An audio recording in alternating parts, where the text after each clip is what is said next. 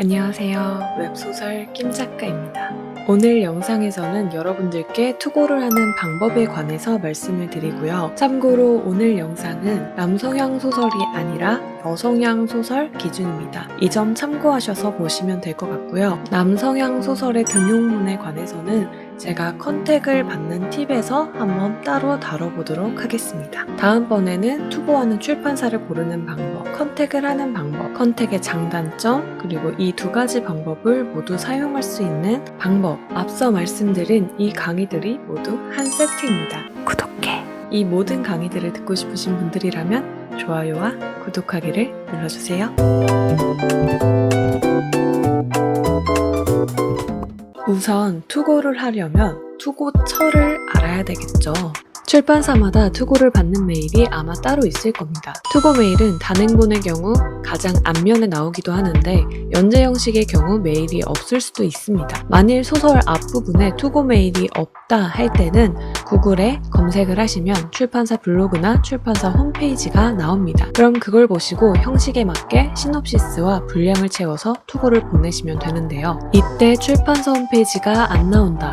그러면 그게 혹시 출판사 명이 아니라 레이블은 아닌지 알아보셔야 합니다. 여기서 레이블이 뭔지 잠깐 설명을 드릴게요. 레이블이라는 거는 출판사마다 장르별로 가지고 있는 명칭을 말합니다. 예를 들어서 스토리 11이라는 출판사가 로맨스를 주력으로 하는 출판사라고 가정을 할게요. 이 스토리 11이라는 출판사에서는 스토리 11이라는 레이블명으로 로맨스 장르를 출간을 합니다. 하지만 이 출판사에서 만약에 남성향 소설의 판타지를 출간을 한다. 그럴 때는 스토리 11이 아니라 스토리 1010으로 출간을 할 수가 있는 겁니다. 이거를 각자 다른 레이블명이라고 해요. 그러니까 여러분들은 투고를 하실 때 이 출판사 명을 찾고 싶으시다면 그게 레이블명이 아닌지 출판사 명은 무엇인지 이 부분도 확인을 해보셔야 합니다. 출판사에서 투고를 받는 형식은 모두 다 다릅니다. 시놉시스 분량만 받는 출판사도 있고요. 연재 형식으로 5화만 받는 출판사도 있고 시놉시스의 3분의 2가 되는 원고를 받아야지만 투고를 받아주는 출판사도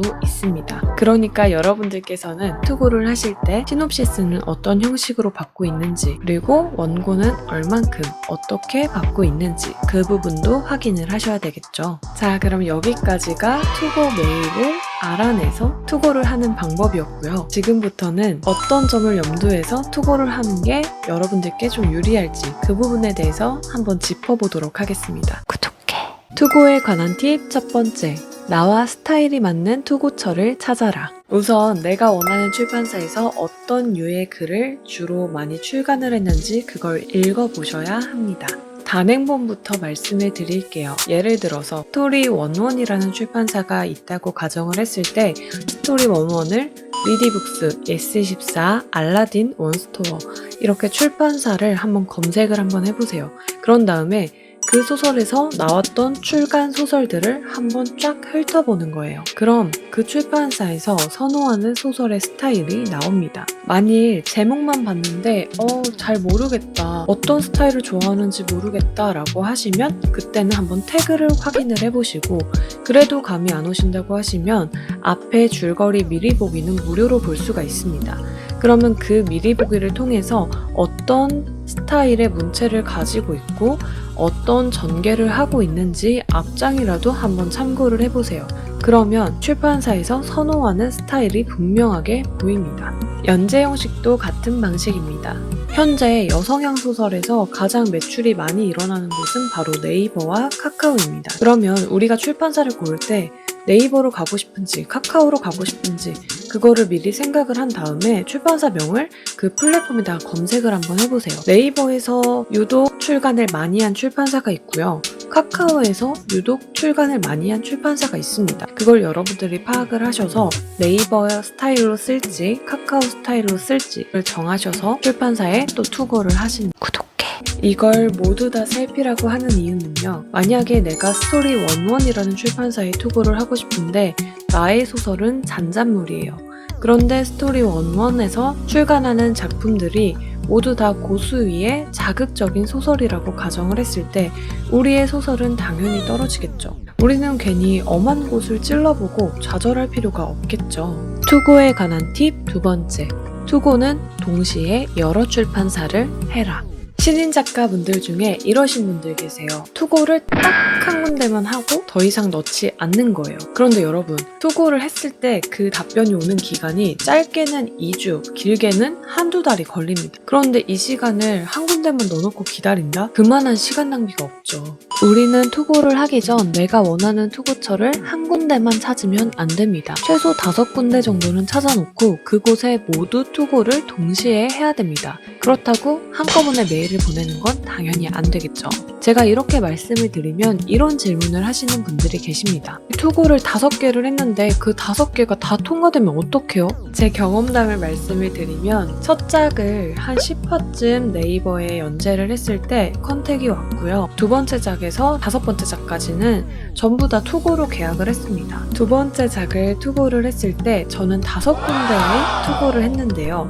이 중에서 딱 2군데서 연락이 왔습니다. 2곳 중 한 곳은 제가 당연히 붙을 거라고 생각했던 조건이 좋지 않고 굉장히 규모가 작은 소형 출판사였고요. 한 군데만 조금 이름 있는 대형 출판사였어요. 제가 여러분들의 실력을 과소평가하는 게 아니고요.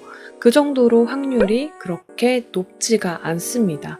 원래 투고라는 게 떨어지는 경우가 더 많아요. 다음 강의 때 설명을 드리려고 하는 게 바로 출판사 고르는 팁인데요. 구독해! 이 출판사 고르는 팁을 보시고 그거를 적용을 잘 하시려고 하더라도 나의 글과 딱 맞는 출판사를 찾기가 정말 어렵습니다. 그렇기 때문에 떨어지는 거는 조금 각오를 하셔야 돼요. 여러분이 출판사를 찾는데 실패했다는 가능성을 충분히 열어두고 여러분들께서는 최대한 자신과 맞는 투고처를 찾은 뒤에 여러 곳을 동시에 투고를 하시는 게 좋고요. 그중 답변이 온 게 여러 곳이라면 다른 곳이랑 먼저 계약이 됐다고 정중하게 말씀을 드려도 됩니다. 그걸로 출판사가 나에게 앙금을 갖거나 복수를 하지 않습니다. 심지어 출판사가 기억 못할 수도 있어요. 같은 출판사라고 할지라도 같은 담당자가 나에게 메일을 보낼 가능성이 희박하기 때문입니다. 그런데 또 이런 경우가 있어요. 긍정적인 답변이 온 출판사 2곳 모두 괜찮다.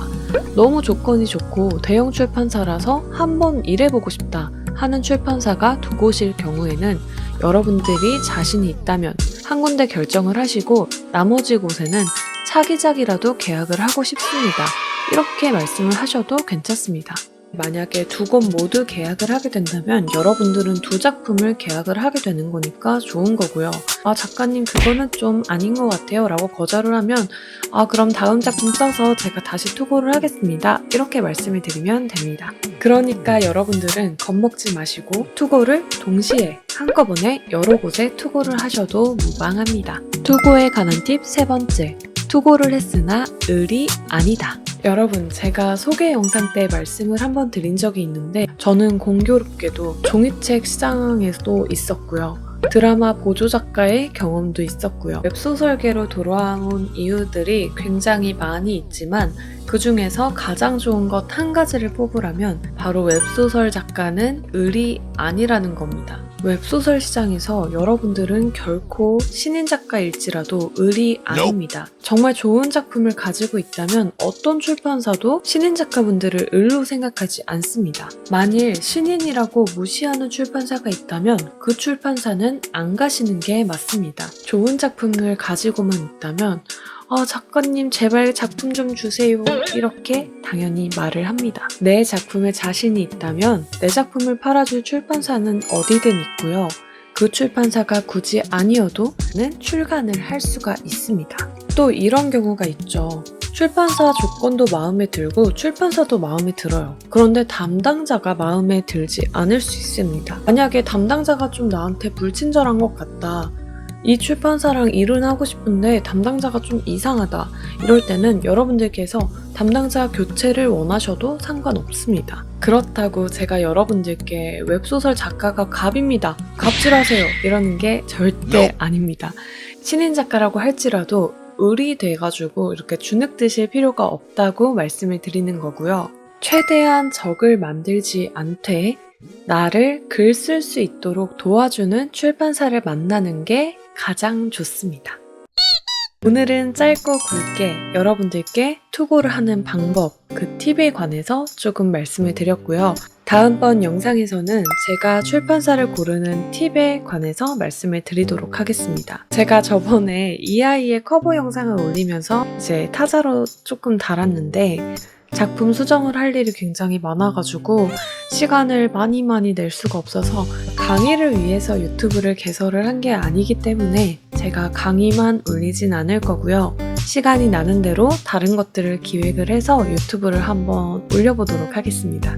오늘 영상이 도움이 되셨다면 좋아요와 구독하기를 눌러주세요. 저희는 다음 영상에서 만나요. 안녕. 구독할 거라고 믿어. 구독할 거라고 믿어. 썼고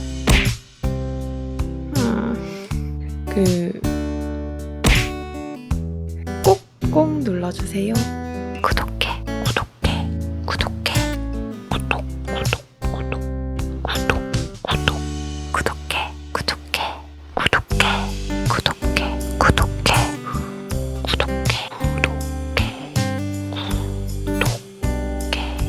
그럼 저희는 다음 영상에서 만나요.